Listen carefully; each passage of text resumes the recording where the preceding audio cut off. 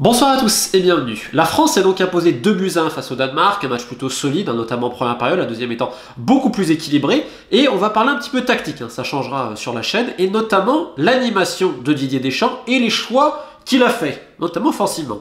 Parce que pour ceux qui ont vu le match, il y a quand même un truc qui est assez exceptionnel. Je sais, le tableau voit pas grand chose, donc c'est pour ça qu'on va mettre du vert. C'est notamment le positionnement de cet homme, Kylian Mbappé, parce qu'on a un schéma classique. La ligne de 4 derrière, les deux milieux de terrain, Tchouaméni et Rabiot qui ont été très discrets, très fluides, qui ont dû beaucoup s'époumoner à défendre. Devant, Giroud en pointe et Griezmann un petit peu derrière. Dembélé qui a énormément aidé Koundé. Alors lui vraiment, Dembélé a joué en tant que milieu droit, même pas en tant qu'ailier. Il devait faire énormément de travail défensif. Et de l'autre côté, vous aviez Mbappé qui était au niveau de Giroud. Réellement. C'est-à-dire qu'il revenait pas. Donc là, vous aviez un no man's land entre Hernandez et Mbappé. Ce qui faisait que Rabiot devait descendre, parce que le Danemark joue à 3 derrière avec 2 pistons, donc Christensen qui prenait le couloir. Donc la France a volontairement laissé le couloir droit au Danemark, à Christensen. Donc on avait souvent des situations de 1 contre 1 entre Hernandez et Christensen. Donc Rabiot souvent basculait pour aider, pour pas que justement laisser son coéquipier dans des zones compliquées.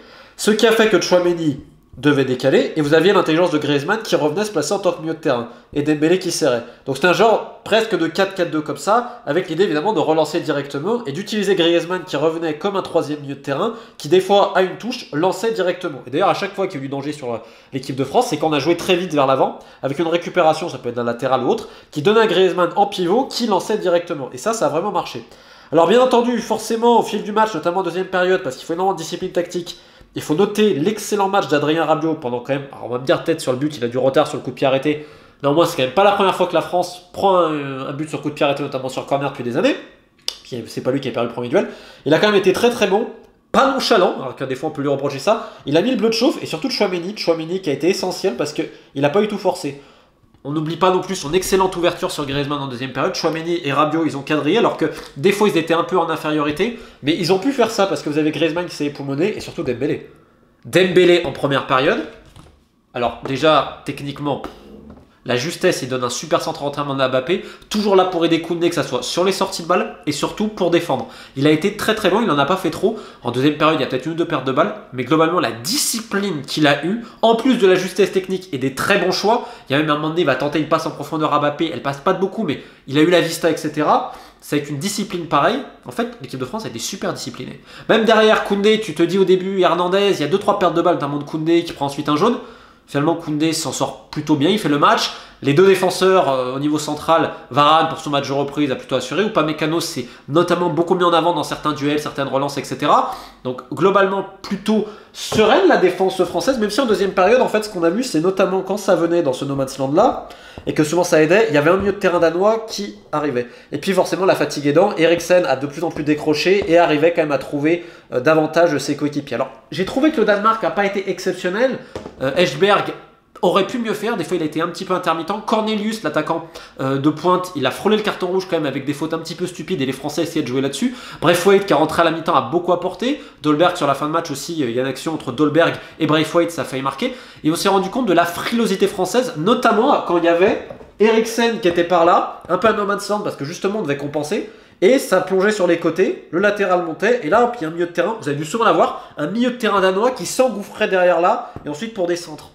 Plus les phases arrêtées, ça n'a jamais été exceptionnel en défense côté français, malgré une supériorité athlétique évidente. Et d'ailleurs, au fil des minutes, quand on voit l'entrée d'un Marcus Thuram qui se battait sur chaque ballon et tout, et l'entrée de Kingsley Coman aussi, qui était très juste dans ce qu'il a fait, c'est là où tu vois qu'il y a un banc quand même exceptionnel et que athlétiquement, on rivalisait quand même avec la France. Alors évidemment ce match aussi il a été émaillé ce matin par pas mal de polémiques vis-à-vis de l'article de l'équipe et tout. Donc on va pas dramatiser ni enjoliver les choses. Comme dans toutes les compétitions et toutes les équipes, on le répète, il y a plein de gens qui parlent. Les agents, les entourages, les familles, les amis, les organisateurs de soirée, enfin bref, il y a plein de gens qui parlent à ce niveau-là parce qu'ils connaissent et tout. Donc je vais répéter ce que j'ai dit avant. Parce que là, je voyais énormément de débats vis-à-vis du départ de Benzema, patati patata. Je l'ai dit déjà à l'Euro dernier, il y avait des gens qui n'ont jamais accepté son retour, et c'est toujours le cas, et surtout pour des histoires d'ego et tout.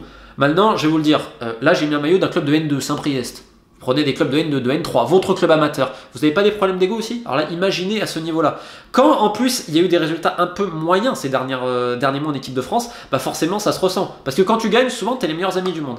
Maintenant dans le groupe, on l'a déjà dit il y a un moment, là on fait croire que le groupe vit super bien, c'est pas vrai. Si t'as des clans, c'est un peu sclérosé.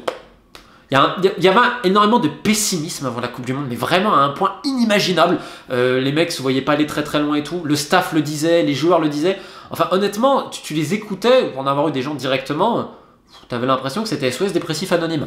Là, ça va un petit peu mieux. Alors, c'est vrai que, bon, comme je dis, il y a vraiment des clans. C'est communautaire, même un petit peu parfois. Mais c'est dans toutes les équipes, quasiment. Il y a plein d'équipes comme ça. Hein. Je rappelle quand même, je dis souvent, les Lakers en basket, quand ils vont faire cette magnifique dynastie avec Shaquille O'Neal et Kobe Bryant, t'as énormément de clans dans l'équipe. Les mecs s'entendent pas forcément. Même les Chicago Bulls de Jordan, c'était pas toujours la mort parfaite, hein. Loin de là. Donc, c'est aussi ça le sport de haut niveau. Là, ça gagne. Sur le terrain, est-ce qu'ils se sont fait les efforts les uns les autres? Ouais. C'est tout. Regardez l'étude d'Ousmane Dembélé, qui pourrait en faire plus. Il pourrait dire, vu mon talent, voilà, c'est tout ce que je vois. Après, lui, c'est pas un mec politique. Donc ça aide. Le retour de Varane qui t'apporte quand même une sécurité derrière. Le milieu de terrain qui fait le job, ils doivent énormément s'époumoner. Rabiot, Tchouaméni. Sur le terrain, ils mettent les égos de côté. Donc pour le moment, il n'y a pas grand chose à redire. Honnêtement, comme je vous dis, faut pas enjoliver le truc. Par contre, est-ce qu'il y a des mecs qui sont très contents du départ de Benzema? Oui. Maintenant, est-ce qu'il y a des problèmes à côté? Oui, mais c'est dans toutes les équipes. Donc je pense qu'honnêtement, là, il n'y a pas grand chose à dire. Tant que ça gagne, c'est bon. L'important, c'est ce qui se passe sur le terrain. Et sur le terrain, l'équipe de France a montré ce qu'il fallait. Dernière chose avant de terminer cette vidéo, j'ai publié hier ma vidéo donc pour mon dernier ouvrage, Yémen, les guerres des bonnes affaires. N'hésitez pas à la regarder, vraiment je vous incite. Il n'y a pas que du foot, même s'il y a aussi du foot avec Al-Qaïda, Total et l'ONU. Malheureusement, un silence médiatique qui empêche un peu de voir toutes ces révélations et ces scandales d'État, donc n'hésitez pas. Le lien est ici. Je vous remercie pour le soutien. Équipe de Faith.